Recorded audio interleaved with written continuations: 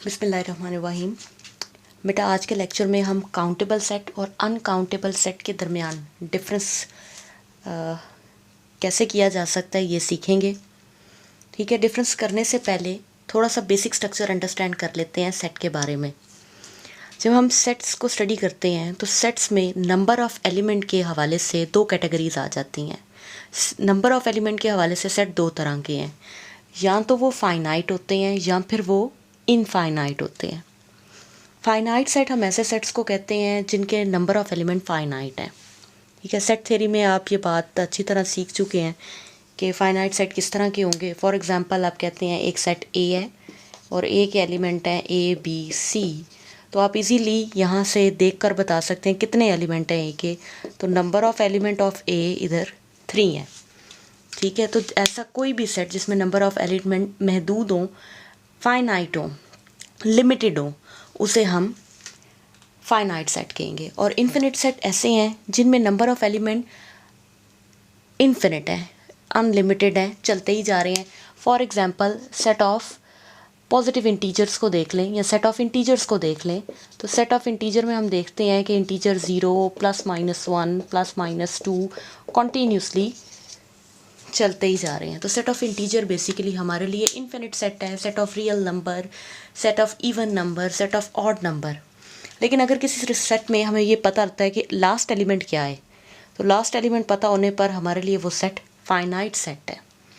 ठीक है, कोई भी फाइनाइट सेट हमेशा काउंटेबल सेट होता है। काउंटेबल देखें निकला है जिससे आप आसानी से काउंट कर सकें।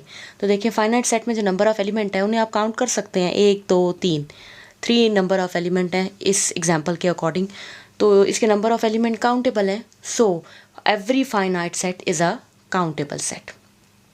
ठीक है, अब चलते हैं इन्फिनिट सेट की तरफ। अगर हम इन्फिनिट की तरफ आएँ तो इन्फिनिट सेट दो तरह के होते हैं। एक को हम कहते हैं डी न्यूमरेबल, जबकि दूसरे नॉन डी न्यूमरेबल हैं।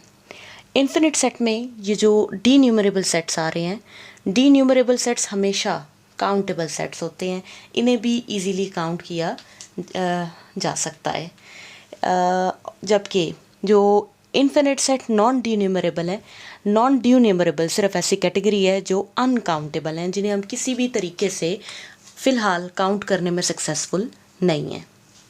यानी हम नहीं बता सकते कि उनमें जो नंबर ऑफ़ एलिमेंट है वो कितने हैं या कैसे हैं। कैसे तो शायद फिर भी किसी तरह डिफ़ाइन कर लें, लेकिन कितने हैं ये बिल्कुल नहीं बता सकते। ठीक है, तो बेसिकली काउंटेबल सेट होना से ये मुराद है कि हम ये बता रहे हैं कि हर सेट में कितने नंबर ऑफ़ एलिमेंट है। और जब हम नहीं बता सकते कि कितने नंबर ऑफ़ एलिमेंट है तो वो सेट अनकाउंटेबल हो सकता है। तो इस सारे को समराइज़ कर लें तो बेसिकली हम ये कहना चाहते हैं कि सेट्स जो हैं वो हर वो सेट जो फाइनाइट है या डी न्यूमरेबल है वो काउंटेबल है, जबकि जो इन दोनों कैटेगरी से बिलोंग नहीं करता वो अनकाउंटेबल है। ना फाइनाइट हो ना डी न्यूमरेबल हो, वो नॉन डी न्यूमरेबल है और अनकाउंटेबल है। ठीक है, अब यहाँ पर क्वेश्चन अराइज होता है कि what is D numerable. D numerable से हमारी क्या मुराद है, इन्फिनिट सेट में कौन से सेट हैं जो डी न्यूमरेबल सेट बनते हैं। तो डी न्यूमरेबल सेट्स को अब डिस्कस कर लेते हैं।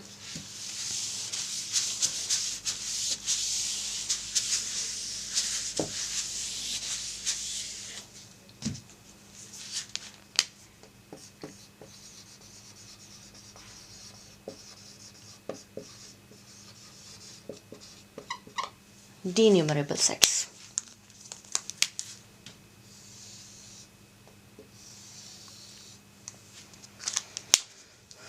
जी, जो डी न्यूमरेबल सेट्स हैं बेसिकली वो इस तरह के सेट्स हैं जो सेट ऑफ नेचुरल नंबर के साथ 1-1 करस्पॉन्डेंस रखते हो। ठीक है, विच हैव 1-1 करस्पॉन्डेंस सेट्स।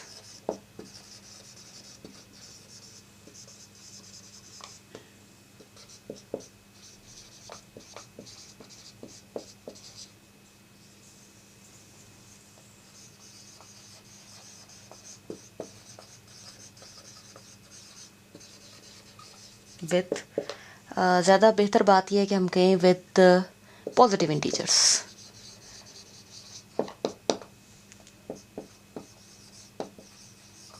ताकि इस बहस से बच सकें कि ज़ीरो शामिल है या नहीं। पॉजिटिव इंटीजर्स में ज़ीरो शामिल नहीं होता। सेट ऑफ पॉजिटिव इंटीजर 1 से स्टार्ट होता है, 1 2 3 सो ऑन। तो देखें, जब आपने चीज़ों को काउंट करना होता है तो हम हमेशा किस तरह से, लेट्स से आपका क्लासरूम है, क्लासरूम में नंबर ऑफ़ चेयर्स हैं। जब भी आप नंबर ऑफ़ चेयर्स को काउंट करने लगते हैं तो आप इसी तरह से काउंट करते हैं कि उन्हें पॉजिटिव इंटीजर अलॉट करना शुरू कर देते हैं। पहली चेयर को 1 कह लेते हैं, दूसरी चेयर को 2 कह लेते हैं, नंबर 2 दे देते हैं, तीसरी चेयर को नंबर 3 दे देते हैं, चौथी चेयर को नंबर 4 दे देते हैं, एंड सो ऑन, चलते ही जाते हैं। ठीक है, तो फिर इसका मतलब होता है कि अगर आप नेचुरल नंबर के सेट में से, सॉरी पॉजिटिव इंटीजर्स के सेट में से 64 नंबर चेयर्स को अलॉट कर चुके हैं, तो इसका मतलब है कमरे में चेयर्स की तादाद भी 64 ही है, 64 ही है। ठीक है, अगर आप 64 नंबर अलॉट कर चुके हैं पॉजिटिव इंटीजर्स को, तो इसका मतलब है कमरे में चेयर्स की तादाद भी 64 ही है। तो कोई भी ऐसा सेट जो किसी दूसरे सेट के साथ, जैसे कि सेट ऑफ चेयर ले लिया था अभी हमने, सेट ऑफ चेयर के साथ 1-1 करस्पॉन्डेंस बनाए। 1-1 correspondence means bijective function develop कर ले। ठीक है, 1-1 करस्पॉन्डेंस का हमारा मतलब ये है कि सेट ऑफ कोई भी सेट जब बाइजेक्टिव फंक्शन डिज़ाइन हो जाए, there exist a bijective function between any set to set of positive integer।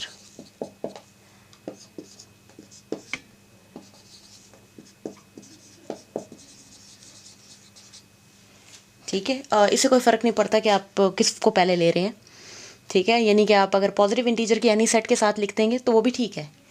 ठीक है, f is a function which has such kind of function which map set of number of positive integers to any set x। ठीक है, और इस function की खूबी ये होनी चाहिए कि ये फंक्शन बाइजेक्टिव होना चाहिए। बाइजेक्टिव होने से मुराद ये है कि इस फंक्शन को 1-1 और ऑन टू होना चाहिए। ठीक है, बाइजेक्टिव फंक्शन पढ़ने इसका सबसे बड़ा फ़ायदा ही ये है कि बाइजेक्टिव फंक्शन हमारी मदद करता है ऐसे सेट में नंबर ऑफ़ एलिमेंट को कैलकुलेट करने में जो डी न्यूमरेबल हैं, इन्फिनिट है एक तरह से कह लें। ठीक है, अगर कोई भी इन्फिनिट सेट पॉजिटिव इंटीजर्स के साथ बाइजेक्टिव फंक्शन रखेगा तो इसका मतलब है उस सेट में भी उतने ही नंबर ऑफ़ एलिमेंट हैं जितने सेट ऑफ पॉजिटिव इंटीजर में है। सो जितनी जो कार्डिनैलिटी, जो number of element positive integer के हैं, उतने ही नंबर ऑफ़ एलिमेंट उस दूसरे सेट के भी हैं। तो एक तरह से बाइजेक्टिव फंक्शन ने हमारी हेल्प करती है कैलकुलेशन करने में। ठीक है, यह बताने में कि किसी इन्फिनिट सेट के नंबर ऑफ़ एलिमेंट क्या हैं, और जिस इन्फिनिट सेट के लिए इस तरह का बाइजेक्टिव फंक्शन मिलेगा वो सेट हमारे लिए डी न्यूमरेबल सेट बन जाएगा। ठीक है, इसे एग्जांपल से देखते हैं, एग्जांपल से समझने की कोशिश करते हैं कि हमारे लिए कौन से ऐसे सेट हैं जो डी न्यूमरेबल हैं। Set of integer D numerable है। हम जानते हैं कि एक्चुअली सेट ऑफ इंटीजर्स के नंबर ऑफ़ एलिमेंट कुछ इस तरह से है, 0 +1 +2 +3 सो ऑन, -1 -2 -3 सो ऑन। ठीक है, हम इसकी बाइजेक्शन हम चेक करना चाहते हैं, is there exist any bijective function between these two. दूसरा सेट हमारे पास सेट ऑफ पॉजिटिव इंटीजर है, 1 2 3 सो ऑन। ठीक है, अगर आप इस दोनों सेट को ज़रा गौर से देखें तो इस सेट के दो हिस्से हैं। आप 0 को भी पॉजिटिव इंटीजर वाले हिस्से में फ़िलहाल इंक्लूड कर लें। 0 to this and negative numbers दो हिस्सों में डिवाइड कर लिया। अगर वो दो में डिवाइड हो सकता है तो पॉजिटिव इंटीजर को भी दो में डिवाइड किया जा सकता है। सेट ऑफ पॉजिटिव इंटीजर को हम दो में इस तरह से डिवाइड कर सकते हैं, ऑड नंबर्स, इवन नंबर्स। ठीक है, तो हम इस तरह से फंक्शन डिज़ाइन कर लेते हैं। F of X is a function, piecewise function. ठीक है, इस तरह से कि जिस वक्त पॉजिटिव इंटीजर से नंबर ऑफ़ एलिमेंट इस तरह से रखे जाएंगे n-1, n ऑड होगा, n is an odd number. ठीक है, n belongs to positive integer and n is an odd number. Divided by 2, तो हमारे पास 0 1 2 3 अपीयर होगा। आप कैलकुलेट करके देख लें। n की जगह 1 रखें, 1 minus 1 divided by 2, 0 divided by 2 which is equal to 0। Means हम ये कह रहे हैं कि 1 मैप हो गया है 0 पे। उसके बाद नेक्स्ट नंबर चेक करते हैं, next odd number 3 minus 1 divided by 2, equals to 2 by 2, ये आ जाएगा 1। मीन्स हम कह रहे हैं 3 मैप हो गया है 1 पे। इसी तरह आप नेक्स्ट ऑड चेक कर लें 5। जब 5 को चेक करेंगे तो 5 को चेक करते वक्त 5 माइनस 1 बाय 2, नंबर हमारे पास क्या आ जाएगा 4 by 2 which is equal to 2, यानी कि 5 मैप हो जाएगा 2 पे। मीन्स अगर यहाँ से हम ऑड नंबर लेते जाते हैं तो ऑड नंबर यहाँ से 0 और पॉजिटिव इंटीजर पर मैपिंग शुरू हो जाती है। और देखें कि एक नंबर यहाँ पर एक ही एलिमेंट पे मैप हो रहा है और रेपिटेशन नहीं है, मीन्स बाइजेक्शन भी है और फंक्शन 1 1 भी है। ठीक है, बाकी रिमेनिंग एलिमेंट रह गए। ऑन टू के लिए ऑन टू भी चेक करना है, ऑन टू के लिए डोमेन भी पूरी यूटिलाइज होनी चाहिए। फंक्शन है तो रेंज तो डेफिनेटली पूरी यूटिलाइज होगी। हम जो फंक्शन ले रहे हैं वो बेसिकली पॉजिटिव इंटीजर को मैप कर रहा है सेट ऑफ इंटीजर्स पे। अब बाकी n इज़ इवन रख लें। जब n इवन होगा तो हमारा फंक्शन कुछ इस तरह से है -n/2। देखिए -n/2 इधर रखें तो -n/2 इधर रखने पर क्या होगा -2/2 which is equal to -1, -4/2 which is equal to -2, यानी कि 2 मैप हो जाएगा -1 पे, 4 मैप हो जाएगा -2 पे, 6 मैप हो जाएगा -3 पे एंड सो ऑन इसी तरह। तो हम देखेंगे कि एवरी इंटीजर जो है पॉजिटिव एवरी इंटीजर के लिए सेट ऑफ पॉजिटिव इंटीजर में एलिमेंट मौजूद है और सारे के सारे पॉजिटिव इंटीजर मैप हो रहे हैं और सारे के सारे इंटीजर्स के लिए आंसर बन रहा है, यानी कि जो हमारी रेंज है वो कम्प्लीटली यूटिलाइज है और हर एक एलिमेंट सिर्फ एक सिंगल एलिमेंट में मैप हो रहा है, हमारी रेंज कहीं भी रिपीट नहीं हो रही। तो ये जो फंक्शन हमने लिखा है this is a bijective function between p and z। तो ये जो फंक्शन हमें मिला है ये पॉजिटिव इंटीजर और z के दरमियान एक बाइजेक्टिव फंक्शन है। सो हम कह सकते हैं कि सेट ऑफ पॉजिटिव इंटीजर जो है वो डी न्यूमरेबल है, इज़ डी न्यूमरेबल। अगर ये डी न्यूमरेबल है तो अभी भी हमने पीछे बात की थी every denumerable set is countable set. तो काउंटेबल सेट को बस हम इसी तरह डिफाइन करते हैं, any set which is finite और denumerable is said to be countable set. और जो सेट ये दो कंडीशन सेटिस्फाई नहीं कर सकते वो सारे अनकाउंटेबल सेट है। अनकाउंटेबल सेट की example set of real number है। सेट ऑफ रियल नंबर के लिए हमें फ़िलहाल ऐसा कोई फंक्शन नहीं मिला जो पॉजिटिव इंटीजर्स के साथ उनकी मैपिंग बना सके। सेट ऑफ इरेशनल नंबर है उनके लिए भी हमें ऐसा फ़िलहाल कोई फंक्शन नहीं मिला, जबकि set of rational number countable हैं। ठीक है, तो सेट ऑफ रैशनल नंबर के लिए क्या फंक्शन लगे कि वो पॉजिटिव इंटीजर्स पे के साथ 1 1 करस्पॉन्डेंस रखें। तो इसे आप एज एन असाइनमेंट लें और इसे कैलकुलेट करें खुद। ठीक है, आपका assignment work,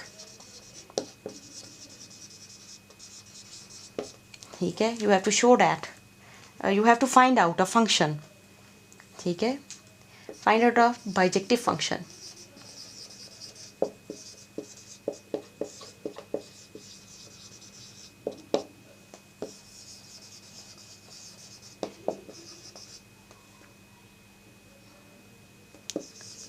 from positive integers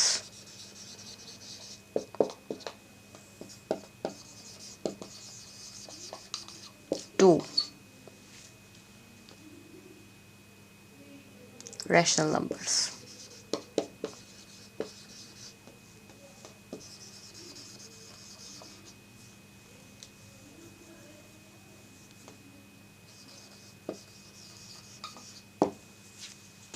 ठीक है, तो note that question as your assignment।